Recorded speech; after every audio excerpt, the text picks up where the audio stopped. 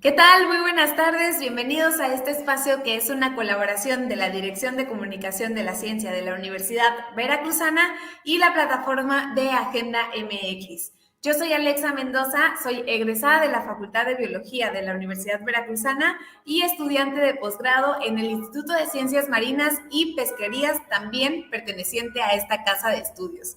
Y bueno, me da muchísimo gusto tenernos por aquí en otra tarde de sábado por la tarde en nuestro programa de ¿Qué te cuento? Ojalá que si andas navegando por tu red social favorita, te animes a quedarte durante toda esta transmisión porque el día de hoy te vamos a contar sobre una enfermedad a la que todos hemos temido, pero también vamos a contar un poco sobre aquellos hábitos que nos pueden o no hacer una diferencia para prevenir esta enfermedad que es el cáncer. Por eso el tema del día de hoy es el cáncer, una amenaza de la modernidad.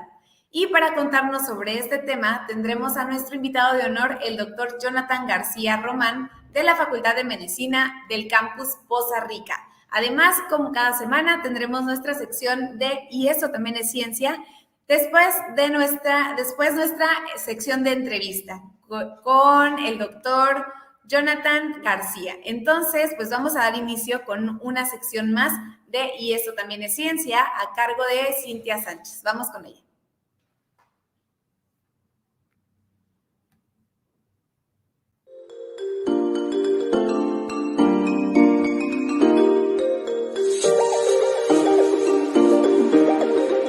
Todos los días podemos cuidar el medio ambiente sin salir de nuestra casa. Un ejemplo, ¿qué haces con el aceite usado de la cocina? Se estima que una gota de aceite de cocina es capaz de contaminar hasta 1000 litros de agua, por lo que verterlo al desagüe no es una buena idea.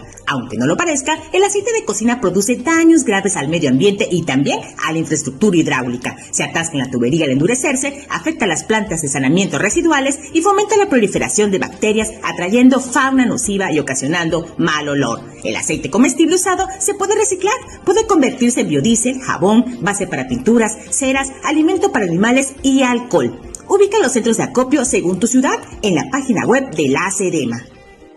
Ninguna acción es pequeña, todo suma. Recopila el aceite, busca un centro de acopio y cuida el medio ambiente. Y eso también es ciencia.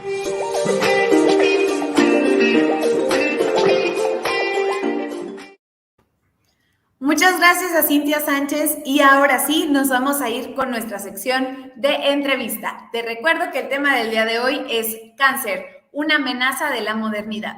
Nuestro invitado especial es el doctor Jonathan García Román de la Facultad de Medicina, Campus Poza Rica. Les cuento un poco sobre su semblanza. Él es doctor en neurofarmacología y terapéutica experimental, miembro del Sistema Nacional de Investigadores Nivel 1 y profesor de tiempo completo de la Facultad de Medicina de Poza Rica. Bueno, vamos a enlazarnos con él para platicar un poco más sobre el tema del día de hoy. Hola, doctor, muy buenas tardes. ¿Qué tal? ¿Cómo está? Buenas tardes, Alexa. Un gusto saludarlos a todos, a ti y a todos los que nos escuchan y nos ven. No, pues muchísimas gracias a usted por aceptar nuestra invitación, por pasar un ratito de la tarde de sábado del día de hoy. Y bueno, voy a platicar un poquito de lo que vamos a estar platicando en nuestra entrevista, porque el cáncer es la segunda causa de muerte a nivel mundial.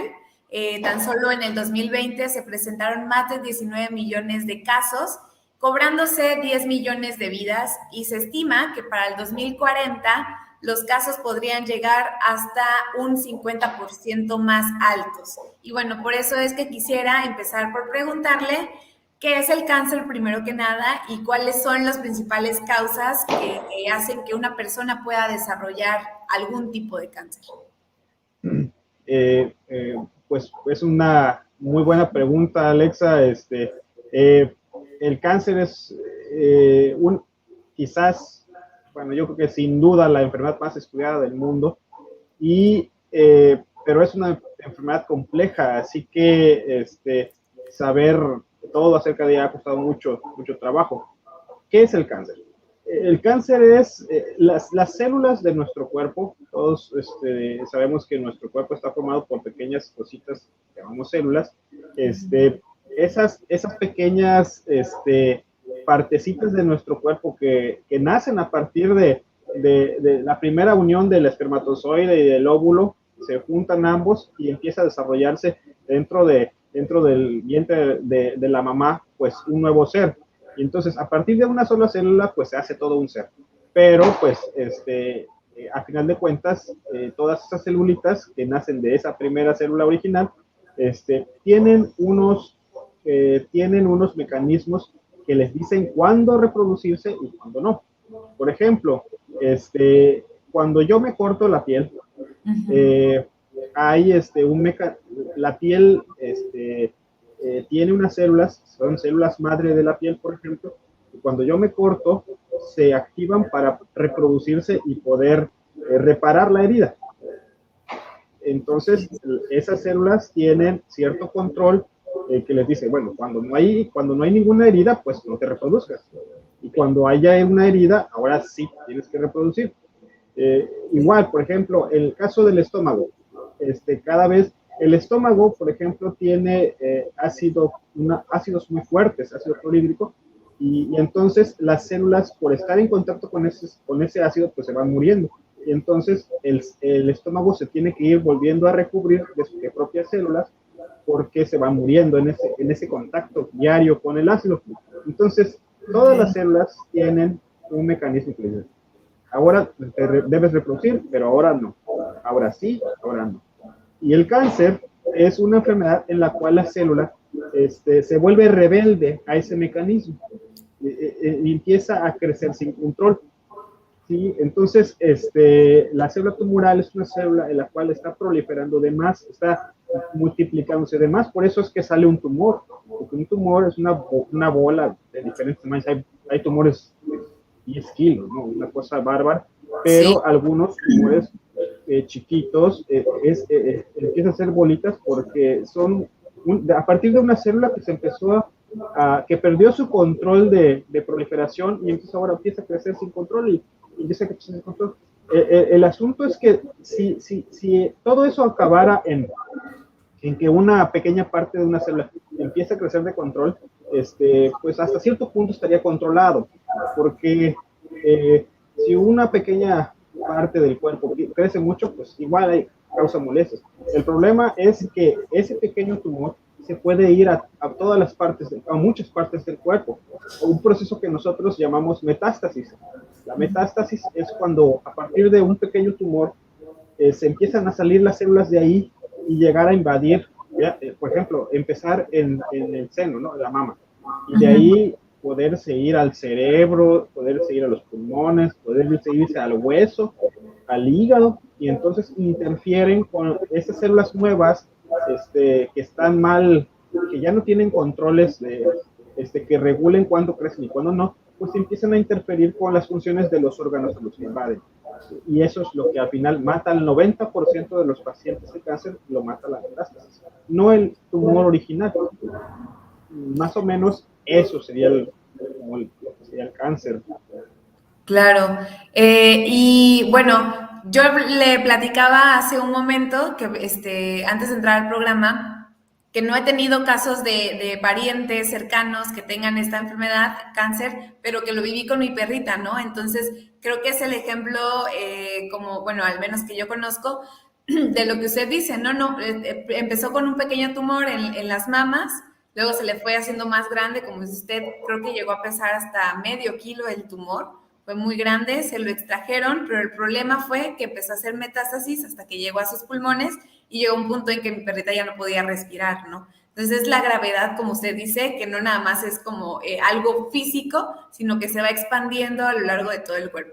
Y bueno, le quería preguntar, ya que sabemos un poquito de qué es el cáncer, cómo sucede esta rebeldía o esta interrupción que hay del funcionamiento normal, ¿cuáles serían algunas de las causas por las que una persona puede desarrollar algún tipo de cáncer? Sí, igual muy buena pregunta. Hay diversas causas.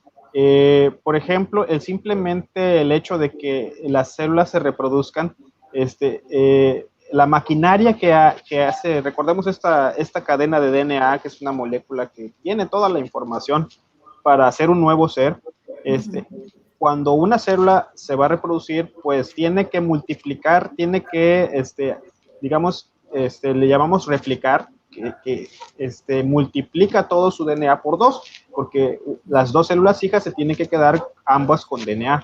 Entonces, el simple hecho de multiplicar ese DNA puede hacer que se muten, porque a veces la maquinaria se equivoca.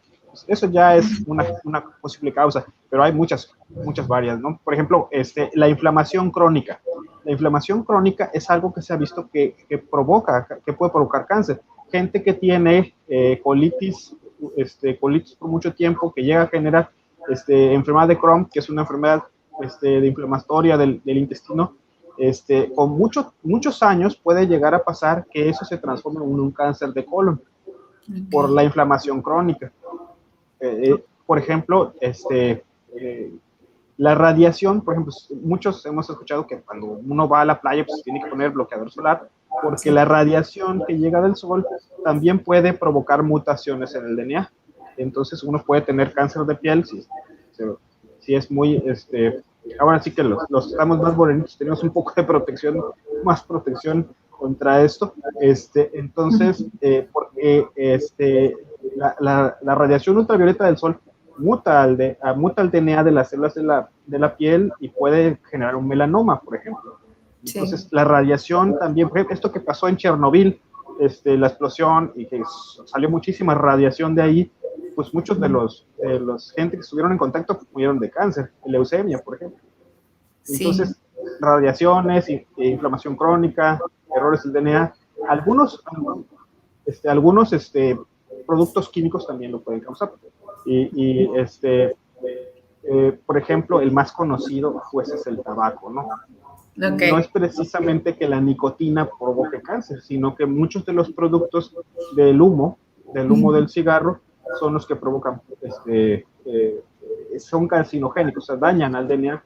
Por ejemplo, el benzopireno. El benzopireno es un producto químico que está en el cigarro cuando se quema y entonces al respirarlo, pues daña el DNA de todas las células en las que está en contacto. También, no nada más los pulmones, también la nariz, la garganta, etc.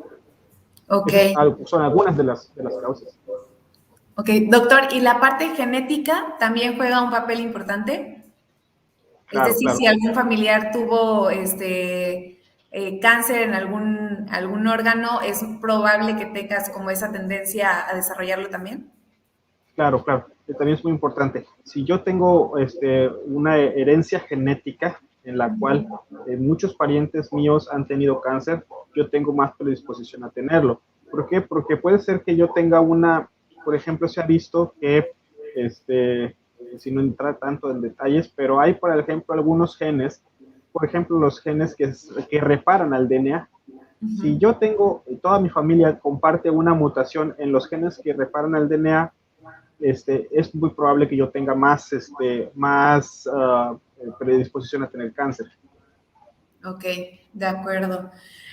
Bueno, y en cuanto usted mencionó que hay algunas sustancias químicas que tienen, que hacen que también se pueda desarrollar esta enfermedad. También podemos encontrar esas sustancias, por ejemplo, en nuestra comida, no nada más en el tabaco, por ejemplo. Sí, por ejemplo, hablando de hábitos y todo esto, se ha determinado, se ha podido demostrar que el comer mucha carne roja o mucha carne procesada incrementa el riesgo de tener cáncer, ¿sí? Okay. Cáncer de colon, por ejemplo. Uh-huh. ¿Por qué? Porque hay varios componentes, por ejemplo, el hierro de la hemoglobina, pues nosotros tenemos sangre, la sangre transporta el oxígeno, y entonces el hierro que queda residual en la carne puede incrementar el riesgo de cáncer, y como nosotros estamos comiendo esa carne con de sangre, de ese hierro que estaba ahí, pues por ejemplo, aumenta el riesgo de desarrollar cáncer. Vaya, ok. Oiga, doctor, y bueno, hablando un poco sobre ¿qué tan reciente es esta enfermedad? Porque, como le mencionaba, creo que hay existe como esta idea de que es una enfermedad reciente que se ha dado justamente a partir de esos tipos de hábitos alimenticios conductuales de adicciones, por ejemplo, pero ¿qué tanto está relacionado las cifras que han ido en aumento, como veíamos en la introducción, que pues ya ahorita es la segunda causa más importante de muerte a nivel mundial? Entonces, ¿cómo está relacionado estas cifras que se han descubierto una tendencia al aumento en las últimas décadas con, no sé, por ejemplo, qué tan fácil ahora es diagnosticarlo a comparación de lo que era hace varios años? Sí, sí, pues la primero que me preguntaba sobre la edad de la enfermedad, el primer registro que se tiene de la enfermedad es de un papiro, el papiro de Edwin Smith, de 3.000 años antes de Cristo, donde se supone que era un manual como de cirugía egipcio, estaban muy adelantados, y ellos describen en ese papiro 8 casos de mujeres que tenían, ellos les llaman, no se usaba obviamente el término cáncer, les llaman como úlceras, y son úlceras que ellos dicen que son como si fueran cangrejitos, que tienen como dedos, como tentáculos, y entonces ellos, ese papiro dice que lo que hacían era quemar esas heridas con una herramienta que describen ahí, ¿no? Trataban de quemarlo porque no había otro tratamiento, describe el mismo papiro. Entonces, realmente, la enfermedad tiene muchos años. Después, el primero que lo nombra como más o menos como cáncer es Hipócrates, que vivió como al año 400 antes de Cristo. Él, obviamente la enfermedad ya se conocía desde 3.000 años antes de Cristo, de este papiro, y los diferentes casos, y en Grecia ya le dan el nombre de cáncer, carcinos, y carcinoma, utiliza Hipócrates como un nombre para que en griego significa cangrejo. Y entonces, por esto mismo, parecido de estas lesiones que pueden tener como dedos, ¿no? Entonces, ya después Galeno, que es otro médico romano, Celso es otro médico romano que vive más o menos también a principios de nuestra era, y él ya traduce la palabra griega a cáncer, que cáncer es la palabra en latín para cangrejo, que ya pues se quedó por todo el tiempo, ¿no? Y que es la palabra cáncer. Entonces, es realmente vieja la enfermedad, se ha descrito desde hace muchísimo tiempo, pero sí, o sea, los métodos nuevos de diagnóstico pues nos han dado la pauta a que más gente sea diagnosticada correctamente con cáncer, y también es una razón por la cual pueden subir el número de casos. Y también otra de las razones es por las que, por ejemplo, antes la expectativa de vida era pequeña, ¿no? Sí. La historia de la medicina moderna, la medicina moderna tiene no muchos años, o sea, 200 años, y en eso se ha aumentado la expectativa espectacularmente del ser humano. Y como el cáncer es una enfermedad que se desarrolla con muchos años, pues también ahora tenemos más tiempo de vida en el cual se pueda desarrollar esta enfermedad, y por eso también es posible que se esté aumentando la cantidad de personas con la incidencia de cáncer, por el simple hecho de que vivimos más, que le damos más tiempo a desarrollarse. Sí, claro. Bueno, y hablando regresando un poco a la parte de los hábitos, como qué tipo de hábitos modernos, o sea, que existen en la actualidad que no existían anteriormente, podrían estar relacionados con este aumento en las cifras de cáncer. Por ejemplo, la calidad de los alimentos que consumimos, el uso de aparatos tecnológicos, a lo mejor el sedentarismo, ¿no? Pienso en estos tiempos de pandemia que dejamos de salir mucho a la calle, entonces eso también puede determinar que se desarrolle una tendencia al cáncer. Hay algo de relación entre los hábitos y eso del cáncer, sí la hay, o del estilo de vida, podríamos llamarlo. Por ejemplo, lo que voy a mencionar es algo triste, pero por ejemplo, y es el caso más importante que se ha se ha podido determinar en cuanto al estilo de vida y la probabilidad de tener cáncer. En el caso de las mujeres, si una mujer tiene su primer hijo, su primer bebé a edad más temprana, se oye feo, pero tiene menos probabilidades de tener cáncer de mama. Por ejemplo, si tiene más hijos, también reduce la probabilidad de tener cáncer de mama. Y si amamanta más a sus hijos, el tiempo acumulado de amamantamiento es mayor, también reduce la probabilidad de tener cáncer de mama. Entonces, nuestra vida actual, o la vida actual también de las mujeres, pues también obviamente tener estudios, desarrollarse como persona, pues retrasa el momento de la concepción, ¿no? Entonces, eso va en contra de la mujer. Sí, o sea, por eso decía que se oye triste, pero lamentablemente esa es la cuestión biológica. Y ahora también las mujeres que trabajan y ya tienen su bebé y es más complicado amamantarlo.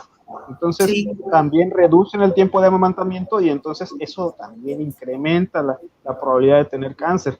Entonces, o sea, es un dato triste por la conexión que afecta a la mujer moderna, por llamarlo de alguna manera, ¿no? Y con respecto a los otros hábitos, por ejemplo, se ha determinado, por ejemplo, que la obesidad también es algo pues que promueve el cáncer. Sí, se ha determinado, por ejemplo, que hay varios cánceres que son cáncer, por ejemplo, de esófago, cánceres de vesícula biliar, por ejemplo, de endometrio, en el caso de la mujer, se aumenta el riesgo de desarrollarlos si la persona es obesa. ¿Por qué? Porque, por ejemplo, se sabe que el tejido adiposo es un tejido en el cual es un lugar de síntesis de estrógenos. Y entonces los estrógenos, muchos estrógenos son señales de proliferación de algunos tejidos y entonces eso aumenta el riesgo, ¿no? Tener más estrógenos. Y por ejemplo, también se sabe que, las personas que son obesas también tienen riesgo también aumentado de tener diabetes, ¿no? Pero también pueden tener cáncer porque las primeras etapas de la diabetes hay mucha producción de insulina. Y la insulina, un exceso de insulina también es procancerígena, interesantemente. Entonces, esos dos vínculos hay entre la obesidad y el cáncer. O sea, ser obeso aumenta las probabilidades de tener cáncer. Y lo contrario, si yo hago ejercicio y me permanezco delgado, evito todos los factores de riesgo que me provoca el ser obeso. Claro. Ok, y por ejemplo, en cuanto a los aparatos tecnológicos, yo le decía que mi abuelita siempre me decía que no durmiera con el celular muy cerca, ¿no? O que no durmiera con el control de la televisión muy cerca también, porque todos estos aparatos electrónicos hacen que seamos a lo mejor propensos hacia un tipo de cáncer. ¿Es verdad o solamente es un mito? Pues hasta hace poco parecía un mito. Ajá. Hace poco. Pero las últimas investigaciones dicen que sí hay un poco de conexión. Se ha podido encontrar algo de conexión entre el riesgo de padecer, del lado de que tú tienes el teléfono, estos aparatos emiten una cosa que se llama radiofrecuencia. ¿Sí? Entonces, al tener, si tienes mucho tiempo, haces muchas llamadas con el celular, muchas llamadas, puedes incrementar la probabilidad de tener algún cáncer de esa parte de ¿cómo se llama? De la cabeza. Sí, lamentablemente sí, por mucho tiempo, por varios años estuvo en duda, se estuvo en investigación y no era concluyente, pero ya, por ejemplo, ya se ha podido detener. Por ejemplo, más de 10 años de uso constante del celular, sí puede llegar a elevar un poco el riesgo de tener el cáncer. En la parte donde si yo soy zurdo, pues del lado que yo lo utilice. Sí, qué interesante. Sí. Pues se confirmaron las dudas de lo que decía mi abuelita entonces. Sí. Y bueno, quería preguntarle también, hablando como en ese tipo de hábitos que tenemos en nuestra alimentación, en nuestra actividad física, incluso en los aparatos que usamos, si los malos hábitos pueden como crear esta tendencia hacia desarrollar el cáncer, ¿también los buenos hábitos pueden ayudarnos a prevenirlo? Claro, claro. Esto de los malos hábitos ya es lo más sabido era el fumar, ¿no? Fumar. La persona que fuma, el 90% de los cánceres de pulmón son debido al tabaco, ¿no? A fumar. Sí. Entonces, no fumar te protege contra el cáncer. Claro. El consumo de alcohol también se ha encontrado un poco, por ejemplo, se piensa que el 4% de todos los casos de cáncer son debidos a una persona que consume diario alcohol. O sea, ya un alcoholismo crónico fuerte puede llegar a eso, ¿no? Entonces, pues, tomar con moderación, pues, o ser abstemio, también reduce el riesgo de cáncer, principalmente de todo el tracto por donde viaja desde la boca hasta el colon, todo.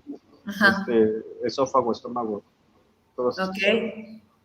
Entonces, o sea, no fumar, no tomar, y no comer mucha carne, comer más, una dieta más vegetariana, protege contra, y comer cereales, eso se ha determinado, por ejemplo, que como tienen mucha fibra, protegen también al intestino, del desarrollo del cáncer. Entonces, pues esos hábitos, hacer ejercicio por lo mismo, porque reducir, o